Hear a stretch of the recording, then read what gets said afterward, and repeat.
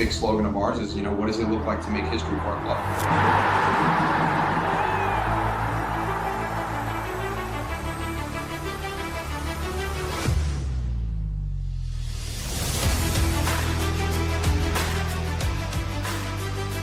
The belief is there. Go away and try and get these points and hopefully make a playoff run.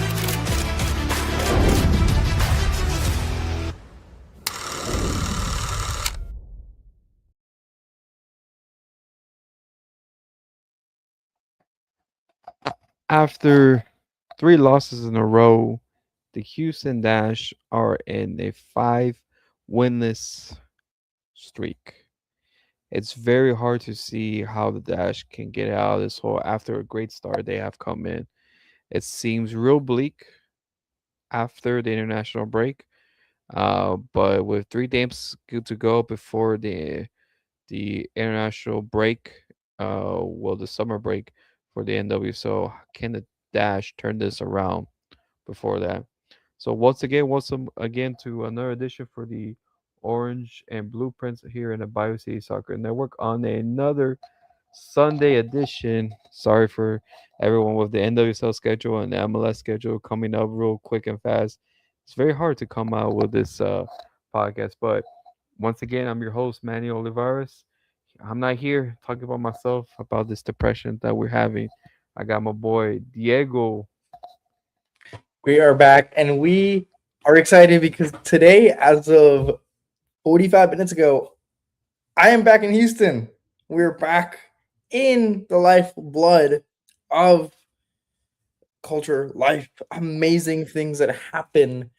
H-Town, I'm happy to be back. And this is my first episode back in that wonderful environment. You see the different walls, you see the different smile. I'm bringing the positivity that many here over here lacks among this Dash winless streak, because there's plenty to talk about what's been going wrong, what can go right. We've got 2 home games coming up this week, so plenty to talk about in NWSL action. Quick question. Is that a Rayados shirt you have on? It absolutely is. It is from their Club World Cup days. I got it from a friend, actually. My friend graduated from college. Shout out Pat Torres, PG. I don't know how he remembered I was a Rayados fan growing up. So, but yeah, he gave it to me. No, sick. I like it. I like it. I like it. Also, another team that's not in the playoffs. All right. Well. Women's team at Rayadas at least made the final, man. At least they made the final. I would have said won it, but they just lost 3-0 in the Azteca. Like, bro. Man, I mean, even the Dash can make it to the playoffs, the finals for Liga MX. All right. All right. Who gave this dude a microphone? Poorly, the people at Bio City Soccer did. No, but no. Okay, let's. I know we missed a couple episodes. I know we missed a lot of things. With a lot of things coming up with, with Diego school and everything. But let's recap real quick, because I think if you're watching all these 3 games, you saw something very in common throughout this whole window span. Mm-hmm. The first game, let's talk about just a recap of everything we got. First game that was we didn't cover was the first midweek game was against Utah. I think when you first saw the lineup, it was a heavily, what I would say, heavily rotated squad. Lost to the Utah Royals, who started their, you would say, the first 11, and completely outrun the Houston Dash on that.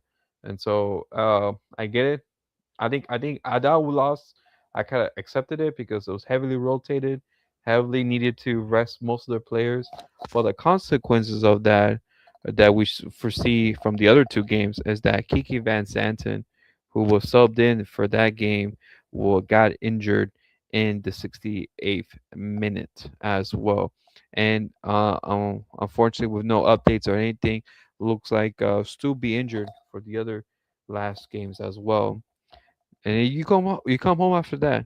You come over to your side, leg of the pond, to face the new expansion, the Denver Summit. You thought, okay, they were having a huge run. I think Houston were actually at one point were favorites for this game. It didn't look like that way. Jane Campbell had one of her worst games in the season. The pass back to I think it was Paige Odan Calaprico. I think at that point was very very horrible. That contributed one to the goals. It was actually one of the first games that Leah Kinky was having one of her horrible games. Yasmin Ryan and Olama Oke was very dominant, very just exposed her of her rookiness on that end. And Yasmin Ryan, of course, had 2 assists. Delaney Sheehan had 2 goals, had a goal as well. So formal dash players haunted. Were also Janae Solis, who was a formal dash as well, had a brace as well. So this is if you had to recap this game, it was former Dash players haunted the Houston Dash. And then, of course, you had this past week. Uh, you thought on paper Kansas City was going to overrun Houston Dash, and they did, but maybe not the way you would have seen it again. Again, 2 goals. You could say Jane Campbell scuffled on this one. The first one was a cross by Michelle Cooper that Jane couldn't handle the ball and deflected it herself into the no the to her goal. And lastly, a through ball meant for Michelle Cooper. Jane Campbell was the first to get to the ball, but for some reason, Drew couldn't hold possession of the ball, and Michelle Cooper retrieved the ball and passed it to Shawinga, and who scored the second, with all in 2 minutes of that game. And after that, the Dash was trying to play catch up and was in the hands of Kansas City for that as well. Just overall of these 3 games, it's a lot to take in. It's a lot to take in, Diego. What was your first? I think just looking at these three Yeah. losing games. What first come to your mind? What was the serious problem for the Houston Dash? I think that would be my first question. Yeah, I think there's a lot to look at. You said that, and I think that's exactly correct. I would stray away really from the word horrible in this conversation. I think this is not something where we look at in sense of horrible or urgency or anything. You have to think about what this project really is. It's young, it's youth, it's new, it's fresh. It's things that have been really untested that because of rules that just were around the league, one of them being the draft. This just was not possible a couple of years ago, and now you can get these super teams of rookies and things like that. And I think we're finally seeing the growing pains here. I think you look at the opponents. Utah has had their arguably best start to their season in years. They've been phenomenal this year. And Houston, yeah, Houston was maybe not as dangerous as you'd expect them to be from their high scoring start of the season. But I mean, Utah was phenomenal in that game. And it's just looking at their form and their kind of like stretch. And that goes for Denver as well. Denver as an expansion team have been, to be quite frank, impressive as a team. I think understanding that, and then understanding that KC had the single greatest regular season in NWSL history last year, and they still had the MVP of Temo Chingwinga, and so you have. I'm more talking about the losses here because I think that's what's going to alarm most Dash fans here in this conversation. Talk about the individual mistakes. Talk about Jane Campbell. Talk about Colaprico. Talk about the rookies not really, having their best days. Clanky, Radar. That's all well and good to talk about, and I think it's fair to really hit those criticisms. But I think more importantly, I want to talk about, like, you mentioned that it's tough to see the Dash get out of this. You have 2 home games coming up. It's gonna be tough weather. It's gonna be 2 gritty games. Really, you already beat San Diego, and San Diego is not really gonna get much of an advantage with the rain and things like that. So it's an even playing field there. And on top of that, You get another game on Saturday. I think the Dash are in a great opportunity to really close this out. It's not necessarily been the best coming out of that initial international break, and now you're into the summer break, and you kind of want to ask yourself, how do I want to kind of end that, kind of like set the tone for the next part of the season? That's getting 2 wins, or that's getting results in 2 games, I think, at least. You look at last year. You look at last year. I just urge people to look at last year with the Houston Dash. Nowhere throughout that first part of the season did they show promise. That's just that I would label that as almost fact. You would see this experiment was going nowhere. And then the second half, you saw unbelievable work by Fabrice and the staff and the players. And now you're seeing an actual competent start where we're able to be really critical about these players. I hate comparing it to other sports and whatever, but I grew up a New York Knicks fan. The Knicks have been terrible for 10 years. And now that we're good, now that we see the Knicks be good, every loss is analyzed and criticized. And we got to remember, for the Dash into year 2 of this project, yes, playoffs is a huge must, but we're already seeing this team reaching heights that last year's team arguably never did. And I think there is plenty of possibility to see 2 results here to finish off the little stretch of matches of the nightmare of May. And I think, yeah, you've got Gotham after that, and there's going to be tests. It's the NWSL, but I think analyzing these individual performances, I feel like doesn't talk enough about what's been going on, like big picture. I feel like, yes, this might be an optimistic perspective when looking at the Dash and seeing this inner workings, but you see game after game after game. Fabrice talk in the press conference and be like, "Hey, we're figuring this out. We're figuring this out. This is kind of working. This is getting better." You're seeing this optimism that you saw in the second half of the season, but you're seeing it so much earlier. And I think, yeah, this is not great to see your team lose 3 straight and then go winless in 5. But again, with the strength of competition, and then also just the fact that we're starting 3 to 4 rookies every single game, we're seeing this team start 3 to 4 rookies that have never played NWSL soccer before this year be responsible for winning. I think that's a huge ask, and I know these players are capable of it. And I know that that's a certainty. We saw them against Boston, we saw them against San Diego, we saw them against these bigger teams. But I think understanding that, like, with that is going to come the 5-game winless runs and things like that. It's just, I think it's part of the experience this year, and I don't know if that's a positive outlook on this, but I think the Dash are still in a comfortable enough position because of how good of a start they had that they can hover around that 8th spot with 2 results here and then play with house money from there.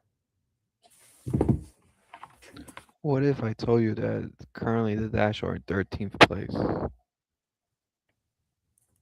You're joking. Last time I They checked, they are. were 8th.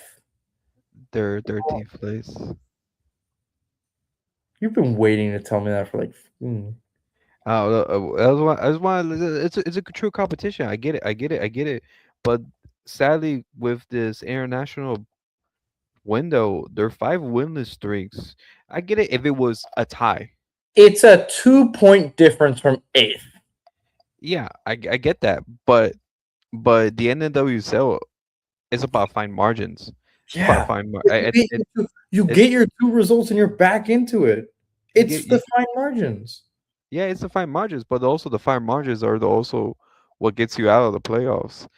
I know I get it. It's not like the MLS, or it's not the WSL, or it's not the French league or the German league, which is like, okay, a bunch of points separates them. 1 or 2 points too makes a difference. Yeah, I know. And it may be seem like 1 or 2 points may be small, but Mhm. for the NWSL, for some reason, like 1 or 2 points seems like a lot. It seems like a lot. It seems like a lot.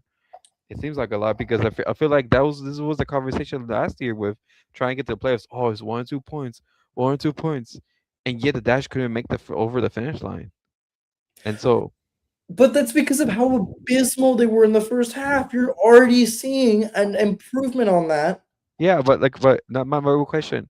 No, this is my next conversation for you. The Dash had a great start in the season, the first 4 or 5 games.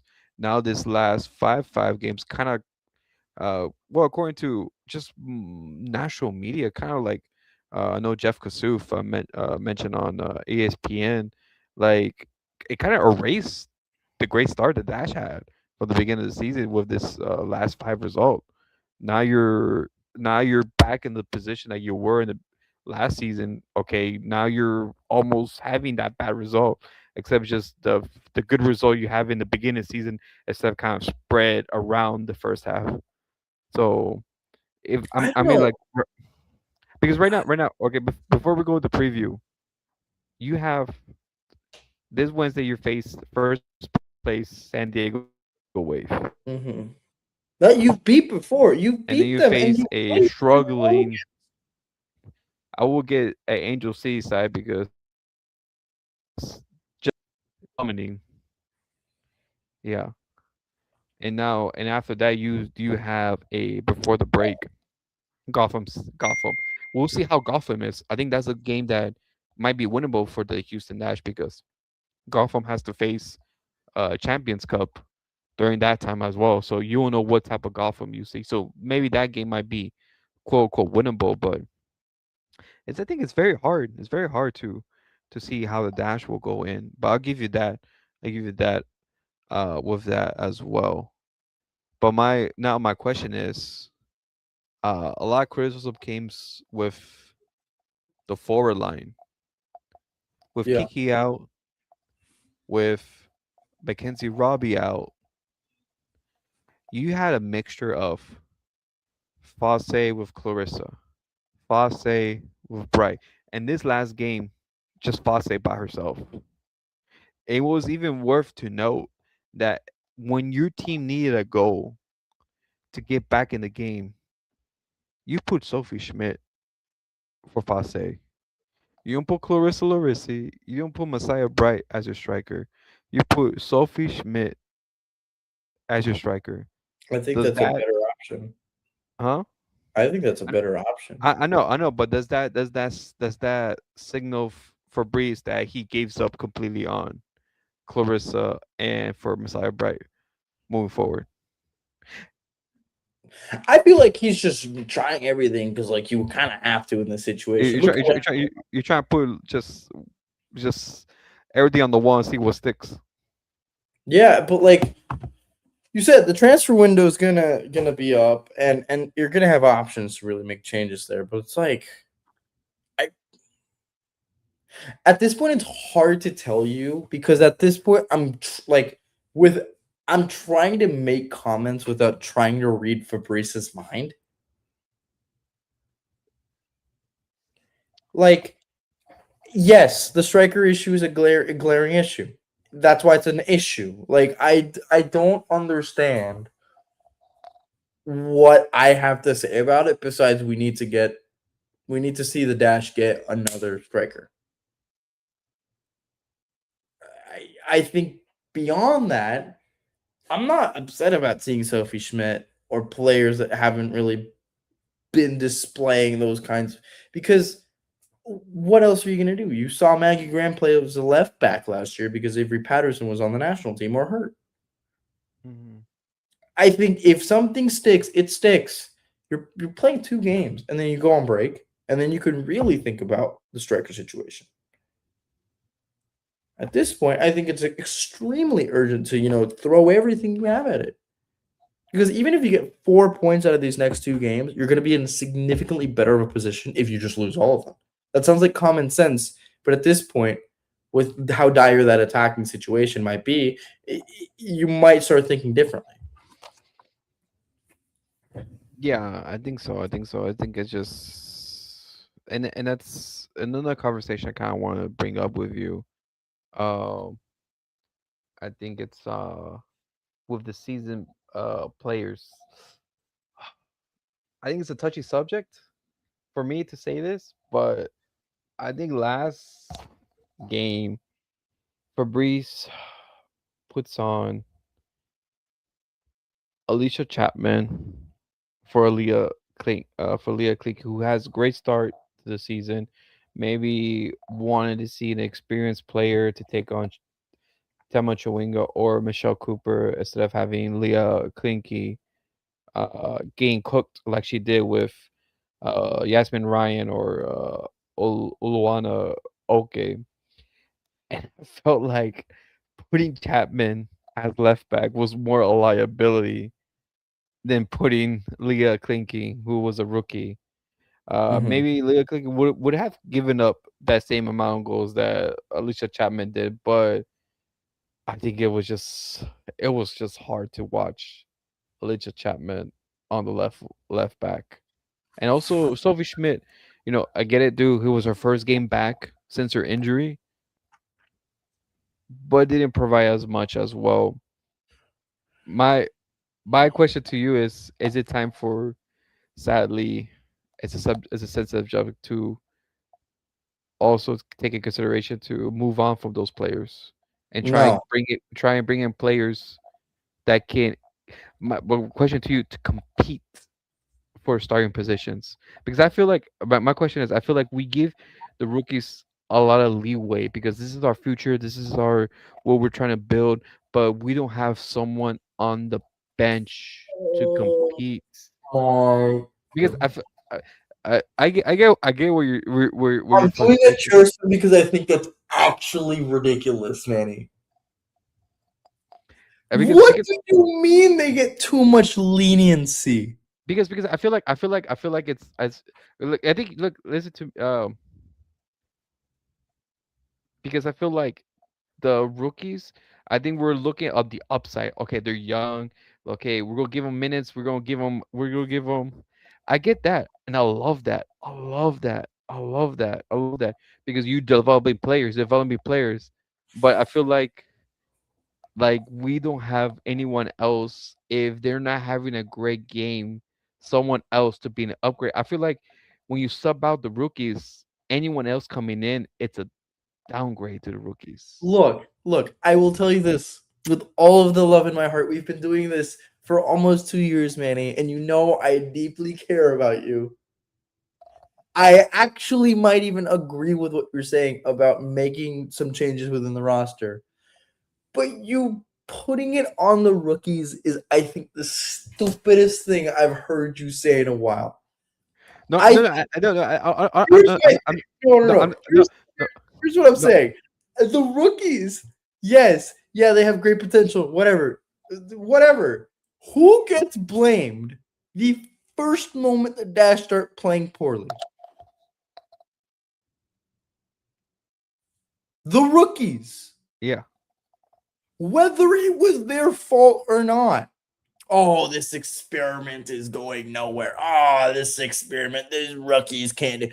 You've heard it. You've literally heard it Yeah. from fans, from media, from every angle. You see these rookies who are trying to navigate their way around the NWSL, like, get the blame because they are kind of like placed in a position. Like, I do have a question for you, Manny. Like, Yeah. would you rather see this ambition and putting the rookies in a situation with pressure and yeah, people like me might be a little more generous to be like, hey, let's not completely wreck these rookies when they have a bad game or two.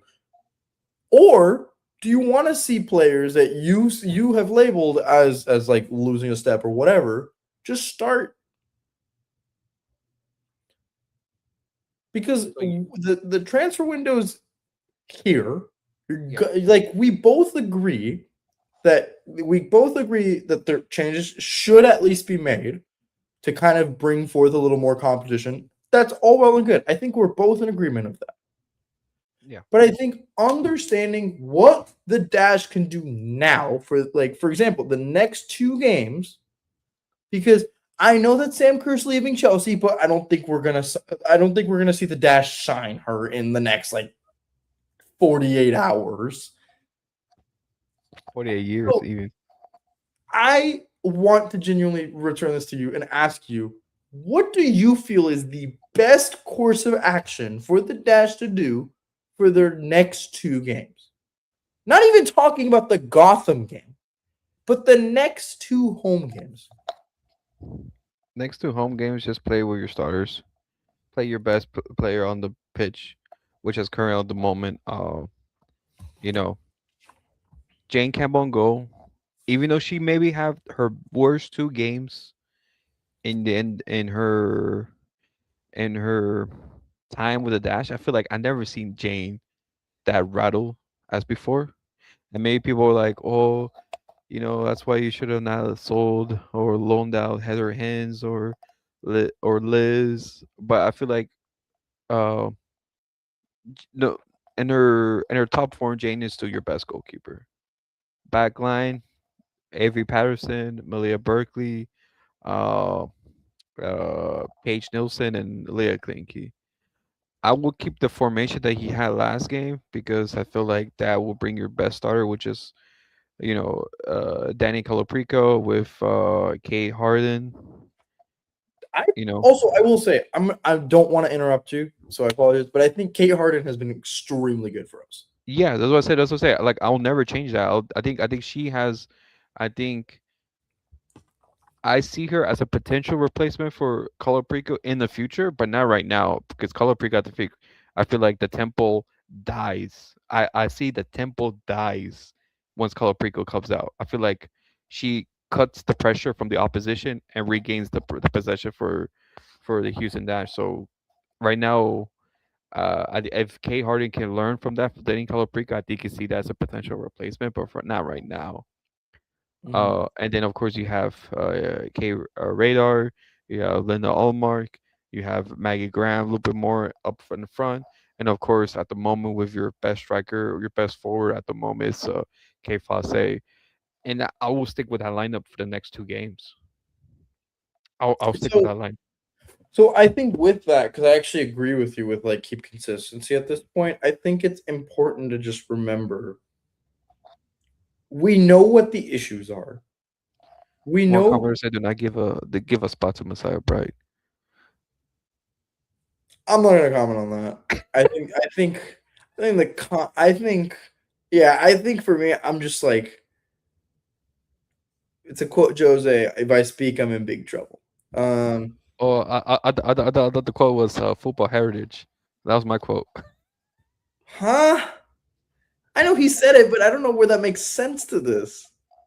This is our heritage for football for the Oh, Dash. the signings from the past. Okay. No, okay. My thoughts about Messiah Bright, I think as I legitimately think that she would be a pretty solid player in the midfield. Yeah. I actually don't hate that idea. I think she as a striker has Does shown a not lot does of not does not compel me. I no, here's my thing. I think as a striker, she's shown a lot of things that make me look and go, I think the Dash should try her out as a midfielder. That way we can compensate over that like striker shift. I think she's great in hold up play. I think her overall physicality has been extremely good. The chances that she's been getting are through creating that space and really fighting like physical battles there. And I think that's a lot of strengths. I don't think she's like just a like I don't think she's a terrible player. I just think there's like probably other ways that maybe she could really be used a lot more for her benefit. Yeah, I think. Um so yeah, again, I'm again trying to just look at everything holistically, not just say a player is terrible or amazing. Because in reality, these are players that will really beat the average person significantly. But yeah, I was gonna say something. Yeah, I think we all know what the issues are. We all know that the issues can't be solutioned right now. So I think at this point, it's important to just look at what we see the Dash have and just ask kind of like how can Fabrice really make the most of it. You have teams that you're going up against that are great. They're great, but they're all flawed. You saw Yeah. San Diego really struggle in transition against Houston. You saw Angel City be the opposite, where Angel City relied way too much on that transition. And outside of the 2 minutes of, I don't even know what kind of renaissance work that Angel City FC did, but that was something. They were pretty much rendered like I would label almost completely useless as a team. I think the Dash really contained them really well outside of those 2 minutes. So they struggle against that build-up play. And then Gotham's currently on the form of their life ever since Guru Rayton stepped in. And I know we'll talk about that later this week, but that's a team that also with flaws, where you have players like Jaden Shaw and Jordan Dudley that are now given the new expectations now that Esther Gonzalez isn't necessarily performing, which is their weakness. Esther Gonzalez is just not performing.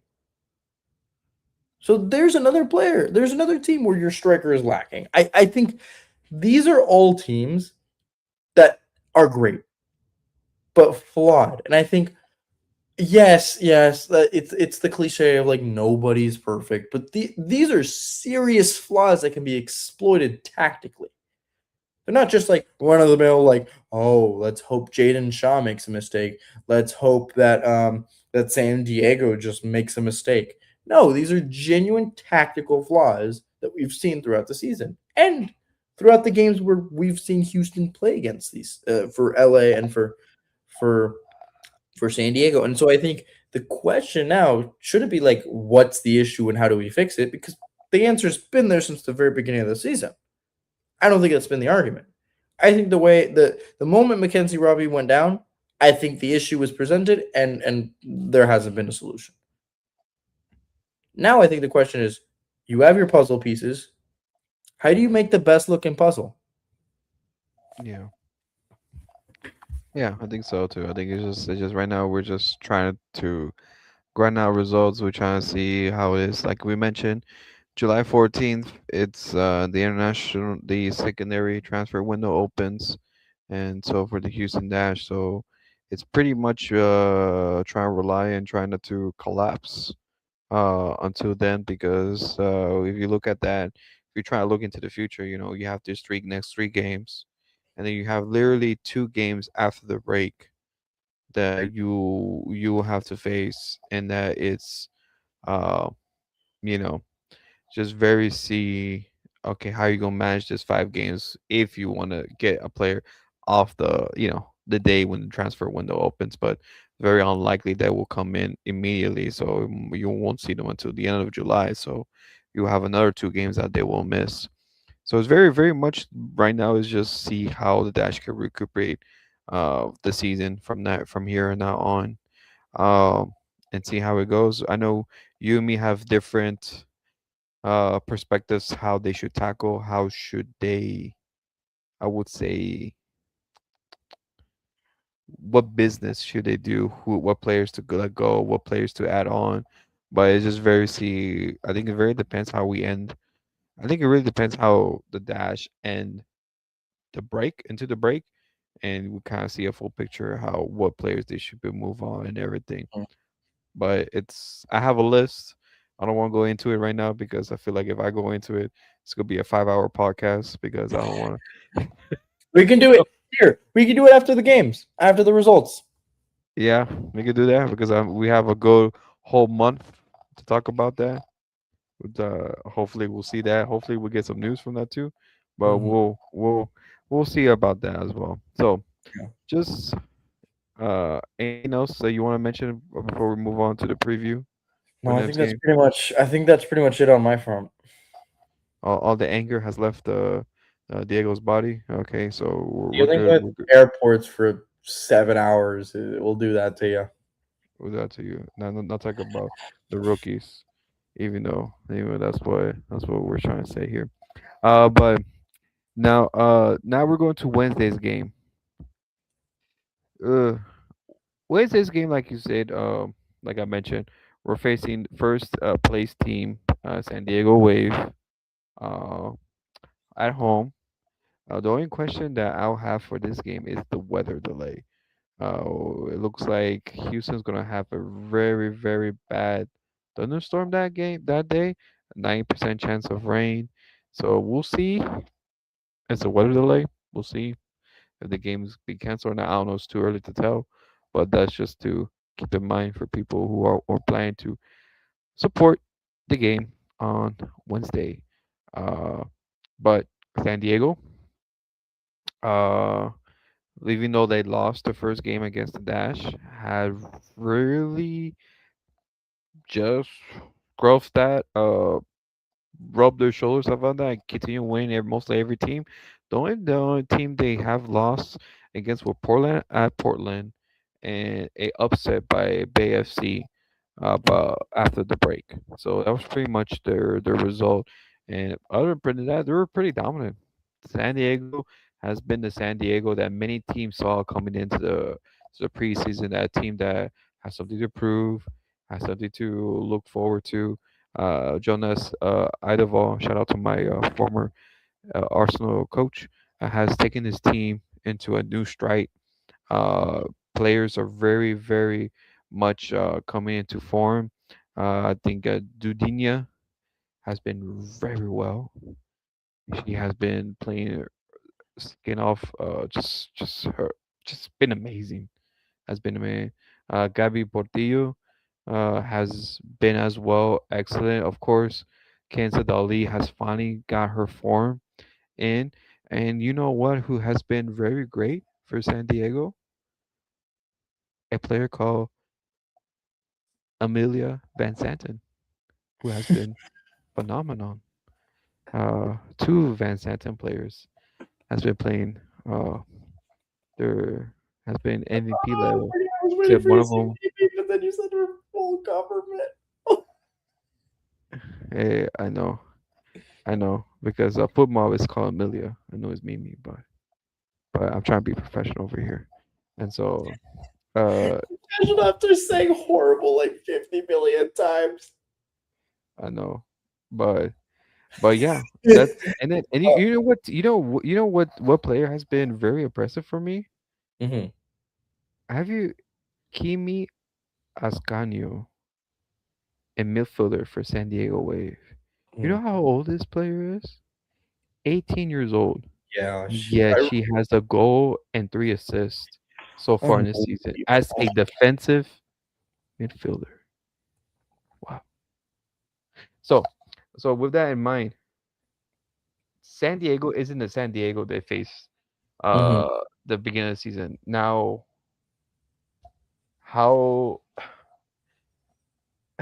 what scenario? That's gonna be my question now. Not even how the Dash will get a result, and what scenario the Dash will get a result for this. The same way that they did the first game. I told you this is the team that they know how they want to play and they want to build from the back. They want to control possession. They want a little control of the game. They want that control of the game. And I think they have speed. They're top of the league for a reason. I mean, they have speed, they have strength, they have technicality on the ball. But if you put a player and you put it past them, transitional play, then I think that's what's going to be the key to get the Dash a result. I know that's not something that the Dash themselves are comfortable in playing, but San Diego has struggled against teams like that. I mean, that's exactly what the Dash used to really get their foot in the door in their win. And I think in what scenario? I think that's exactly the scenario. Speed. You play a little out of your comfort zone because you know that they can also play there, and you have both teams in the rain playing as fastly paced as you can. At that point, it's anyone's game. Yeah, but I feel like and speedy is the issue, but I feel like the players have been tired of recently. Radar, Lena Olmark, and K Fosse has been very, very tired once the second half starts. I feel like They have, I feel like, compared to the San Diego when they first played, they were just lightning fast. They were quick. They were getting behind everyone. And this, I feel like all that burst of energy, just like by the second half, is gone. And I Yeah. can tell that, I can tell Diego's energy is like Oh my gone, god. Oh my god. Yeah. Okay. All gone right. as All well, right. gone as well. But I think I agree with you on that. If the Dash can replicate that same performance, I think that will be perfect. But Yeah. the question is, can they? That's the real question. Can they? Because I feel like uh the Denver game, they tried to play it out of the back. They got exposed. They got exposed with the pass back by Jane Campbell, which led to one of their goals. Second, they try to play at the back with against Kansas City, just blew up in their faces, you know. And I feel Mhm. like it which what real important to me that really really caught my eye with listening to people that covered the NWSL, people that covered seeing that like the dash was very into your face, Mhm. pressure, playing up to the end to the opponent's 18-yard box and really suffocate. Maybe not having a lot of shots, but they were just in your face of that, and they kind of reverted back to, as you say, keeping possession, pressing back, inviting the opposition. That's when mostly the the problems happen. So I think it's just pretty much going back to that and see if they can do that. But of course, that's one thing is saying that, and another thing, if they have the energy for that. So I just really hope that the Dash can go back to that. I know it's very hard because I feel like with the congestion of schedule, playing a Wednesday and a weekend is like very taxing on the players, especially with a lot of travel they're doing. But if they can able to do that, I think that would be just a great get for the players. But coming into this rainy Wednesday game, what prediction scoreline will you give? Look, I said it. I think the target here should be 4 points out of 2 games. I think this is the game where they're gonna get that one. I think it's gonna end. I think it's gonna end 0-0. I think it's gonna be a gritty game in the rain. I don't think we're gonna see goals. To be honest, I think it's just not gonna end up a goal fest at all. And I think it's gonna end up a 0-0 draw. What if I told you I see a goal fest? I see 2-2. I don't know. Every single time we've called a goal fest, there has just not been a goal fest. I think when we both say it's a goal fest, but I'm just saying Okay. you're like, let me check the tape on that. I know because I remember we did disagree on the Louisville game, and that was a goal fest. Yeah. You might be actually right on this one.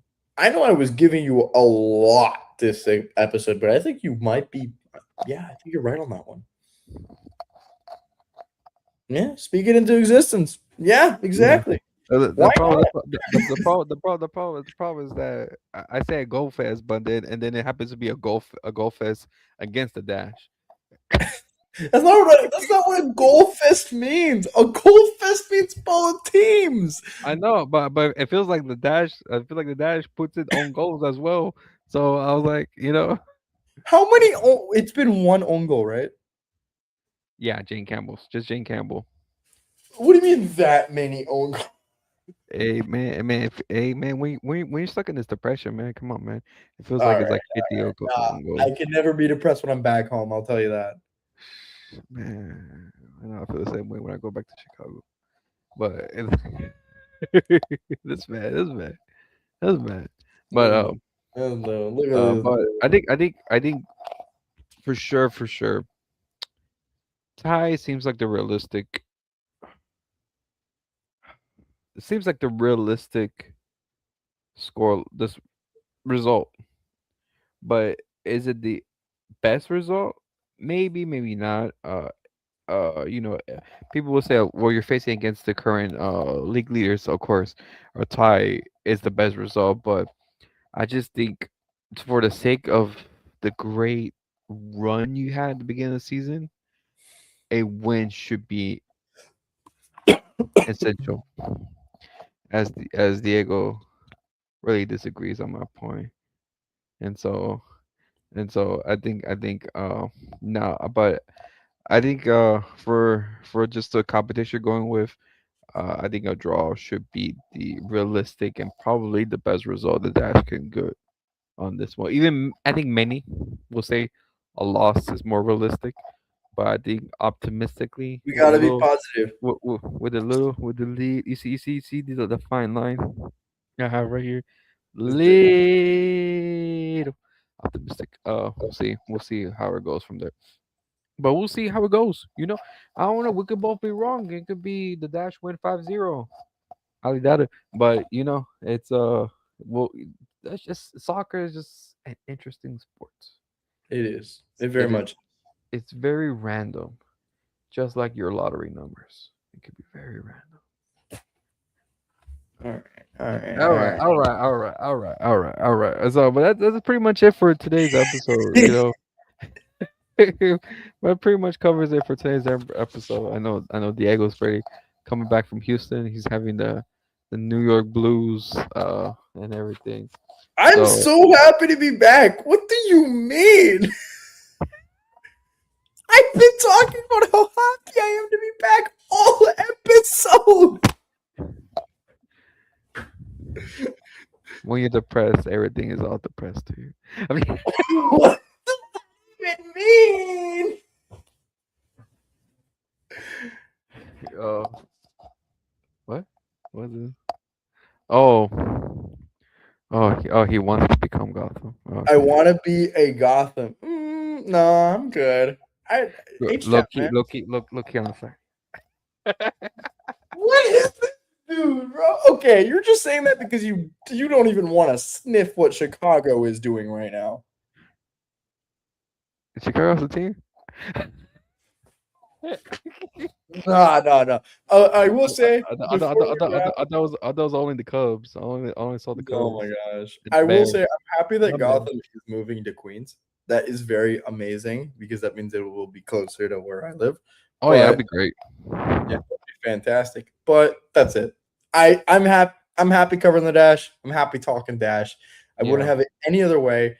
Even though Gura Rayton is a very nice person in real life. She's wonderful. She Yeah. is very nice.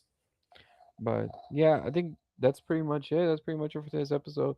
I know this could be a schedule change. I know we won't have another episode on Wednesday because the Dash will have their game on Wednesday.